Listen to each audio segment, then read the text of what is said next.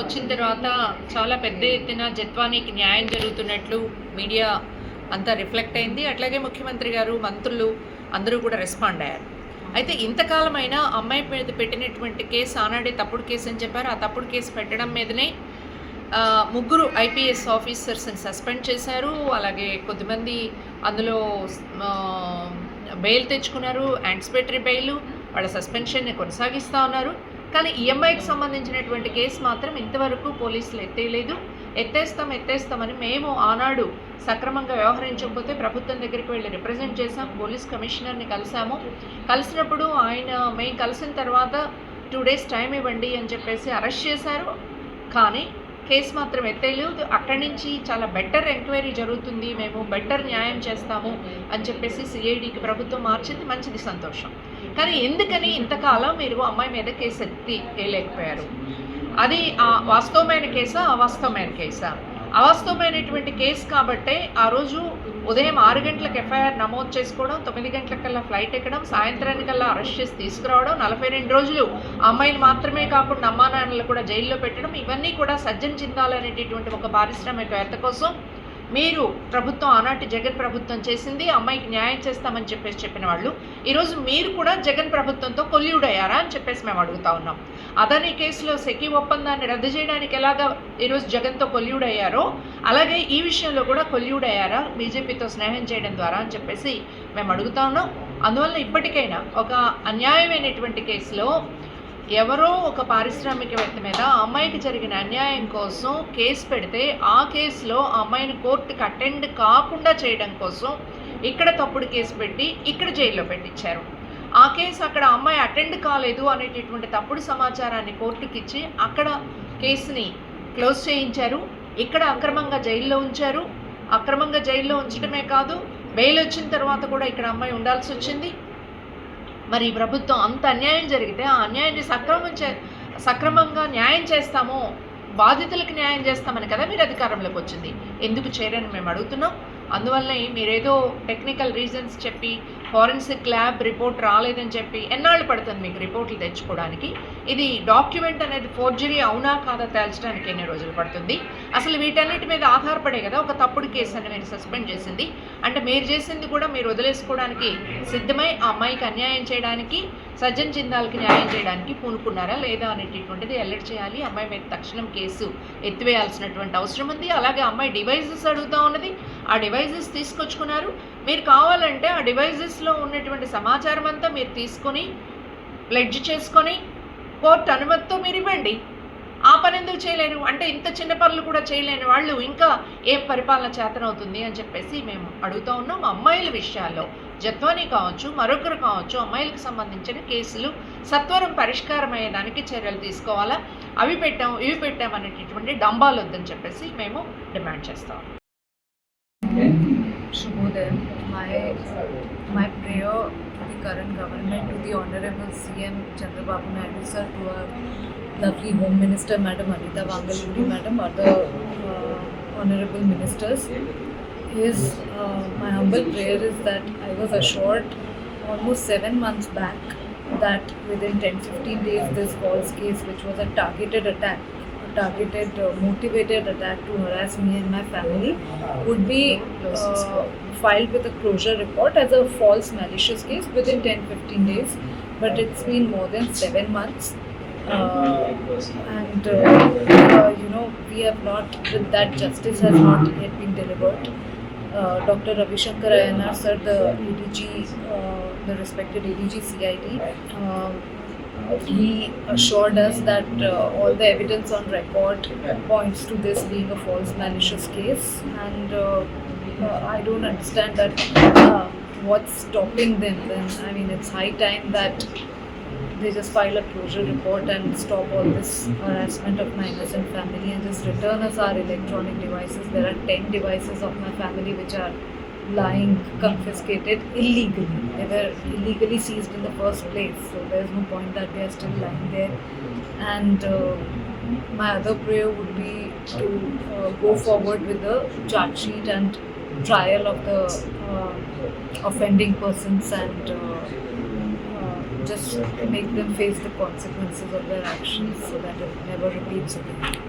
I'm very grateful for your support and the support of all these lovely ladies, unwavering support.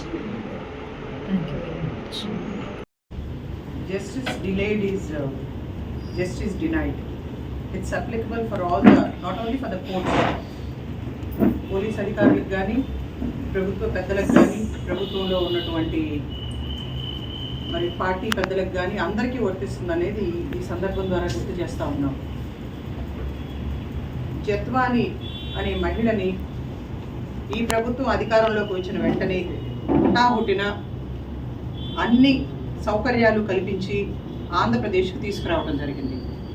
గత ప్రభుత్వంలో ఆమె మహారాష్ట్రకి చెందిన మహిళ అయినా సరే గత ప్రభుత్వంలో ఆమెకు అన్యాయం జరిగింది, అక్రమంగా తప్పుడు కేసులు పెట్టారు, అరెస్టులు చేశారు, కుటుంబాన్ని మొత్తం వేధించారు అని చెప్పి ఈ ప్రభుత్వం బాధ్యత తీసుకుని చాలా సంతోషం, మీరు చాలా అన్ని రకాలుగా కూడా సదుపాయాలు ఏర్పాటు చేశారు, ఫ్లైట్లో తీసుకొచ్చారు, స్వాగతాలు పలికారు, పోలీస్ అధికారులు ప్రొటెక్షన్ ఏర్పాటు చేశారు, మరి ముఖ్యమంత్రి చంద్రబాబు నాయుడు గారు స్వయంగా స్పందించారు, హోంమంత్రి అనిత గారు అందరూ కూడా ఆమెకు భరోసా ఇచ్చారు. మేము కూడా సెప్టెంబర్ నెలలో ఉమెన్ ఆర్గనైజేషన్ అందరం కూడా ఆమె వచ్చి 15 రోజులైనా సరే ఇప్పటి వరకు ఎటువంటి యాక్షన్ తీసుకోలేదు అని చెప్పి సిపి రాజశేఖర్ బాబు గారిని కలవడం జరిగింది.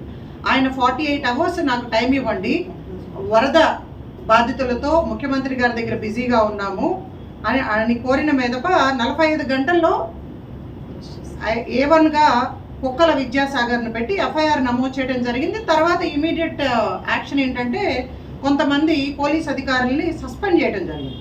It's good, we appreciate that. కానీ ఆ తర్వాత ఎన్ని నెలలు గడిచినాయి, సెప్టెంబర్ నుంచి ఇప్పటి వరకు ఆమె బాంబే నుంచి సొంత ఖర్చులు పెట్టుకుని వృద్ధులైనటువంటి తల్లిదండ్రులు తీసుకుని అనేక దఫాలుగా ఇక్కడికి వచ్చి సిఐడికి ట్రాన్స్ఫర్ చేశారన్న తర్వాత సిఐడికి చెందినటువంటి పెద్దల్ని మహిళా ఉమెన్ ఆర్గనైజేషన్స్ రమాదేవి గారు మా ద్వారా ఎన్నిసార్లు రిక్వెస్ట్ చేసినా కూడా ఆమె పైన ఉన్నది పెట్టింది తప్పుడు కేసు అని చెప్పి రుజువైంది అని చెప్పి మీరే స్వయంగా ప్రకటించారు. ఇప్పటి వరకు కూడా ఆ తప్పుడు కేసుల్ని ఎత్తివేయలేదు, షార్ట్ షీట్ ఫైల్ చేయలేదు, కోర్టుకు వెళ్ళలేదంటే ఇది ప్రభుత్వ ఉన్నతాధికారుల దాంట్లోనే ఉంది, అంటే పోలీసు అధికారుల డీజీపీ గారి స్థాయిలోనే ఉంది కాబట్టి దాన్ని ఇమీడియట్గా తీసేయవలసినటువంటి బాధ్యత పోలీసు ఉన్నతాధికారులది, భరోసా ఇచ్చినటువంటి ప్రభుత్వ పెద్దలది. మరి అటువంటి పరిస్థితుల్లో ఆమెకు మరొక హామీ ఇవ్వడం జరిగింది, ఆమెకు చెందినటువంటి ఎలక్ట్రానిక్ డివైసెస్ అన్నిటినీ కూడా ఇమీడియట్గా ఆమెకి అందజేస్తాము అని చెప్పి స్వీపీ గారే స్వయంగా మా ముందు భరోసా ఇవ్వడం జరిగింది. మరి ఇవన్నీ కూడా ఎక్కడా కూడా అమలు కాలేదు అనేది ఆవిడ బాధపడతా ఉన్నారు, మా దృష్టికి కూడా తీసుకురావడం జరిగింది. మరి ఈ రోజున అధికారంలోకి వచ్చినటువంటి కూటమి ప్రభుత్వం ముఖ్యంగా మహిళల పైన జరిగినటువంటి అత్యాచారాలను వేధింపుల్ని అడ్డం పెట్టుకుని మీరు అధికారంలోకి వచ్చారు. అటువంటిది ఈ రోజున ఒక్క మహిళకు కూడా మీరే బాధ్యత తీసుకుని స్వయంగా రాష్ట్రానికి తీసుకువచ్చినటువంటి జత్వాని గారి లాంటి మహిళకు కూడా మీరు ఈ రోజున న్యాయం చేయలేనటువంటి చేతగాని పరిస్థితిలో ఉన్నారు. ఇంకా మీరు గత ప్రభుత్వాల పైన విమర్శలు చేసి అన్యాయం జరిగిపోయిందని చెప్పి గగ్గోలు పెట్టి ఊరు వాడా తిరిగి ప్రచారం చేసుకుని మరి మహిళల ఓట్ల బ్యాంకుతో ఈ రోజున అధికారంలోకి వచ్చిన తర్వాత ఎవరికి న్యాయం చేయగలిగే పరిస్థితిలో ఉన్నారు, ఇది ప్రభుత్వ పెద్దలే చెప్పాలి అని చెప్పి ఈ వేదిక ద్వారా డిమాండ్ చేయడంతో పాటు ఒక పారిశ్రామికవేత్త జిందాల్ ఆ రోజున కోట్ల రూపాయలు చేతులు మారాయి, కేంద్ర రాష్ట్ర ప్రభుత్వాలు అతనికి అండగా ఉన్నాయి అని చెప్పి ఇటువంటి తప్పుడు కేసులు పెట్టి ఒక మహిళని ఆమె కుటుంబ సభ్యుల్ని వేధించారని చెప్పారు.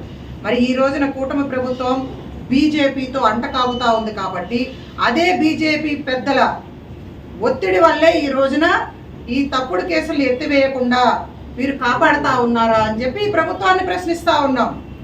మరొక ముఖ్యమైన విషయం ఏంటంటే పవన్ కళ్యాణ్ గారు ఈ ప్రభుత్వాన్ని అధికారంలోకి తీసుకొచ్చానంటున్నారు. ఈ రోజున ఆయన కష్టం వల్లే ఈ రోజున అధికారంలోకి రావటం అని చెప్పి 2-3 రోజుల కిందట కూడా స్వయంగా ప్రకటించడం జరిగింది. అటువంటి పవన్ కళ్యాణ్ గారు ప్రతిపక్షంలో ఉన్నప్పుడు 30,000 మంది మహిళల్ని అక్రమ రవాణా జరిగిందని, అదేవిధంగా మహిళల పైన అనేక అఘాయిత్యాలు జరిగినాయి అని చెప్పి, దారుణాలు జరిగినాయి అని చెప్పి మాట్లాడినటువంటి వ్యక్తి ఈ రోజున ఆవిర్భావ సభ వేదిక ద్వారా ఏ ఒక్క మహిళకి న్యాయం చేశారో, ఏ మహిళలకు అండగా ఉన్నారు అనేది స్పష్టమైనటువంటి వైఖరి అనేది తెలియజేయలేదు. సుగాలి ప్రీతి అనే ఒక మహిళ గురించి ప్రతి చోట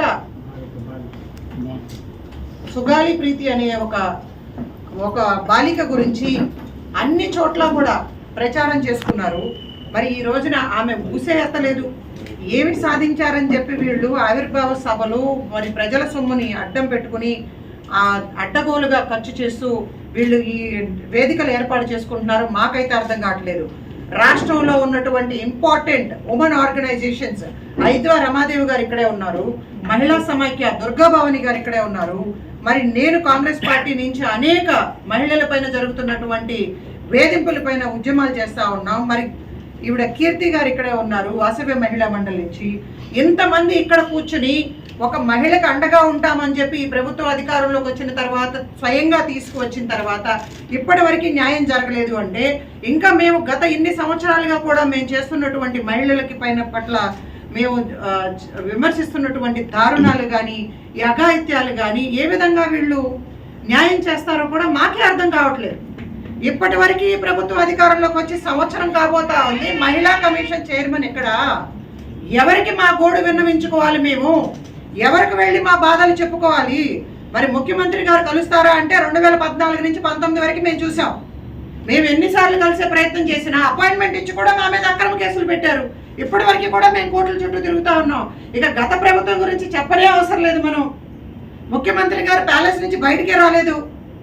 మరి ఇటువంటి పరిస్థితుల్లో మళ్ళీ మీరు అధికారంలోకి వచ్చి ఇప్పటి వరకు కూడా రాష్ట్ర అభివృద్ధి గురించి ఎట్లాగూ మాట్లాడలేదు.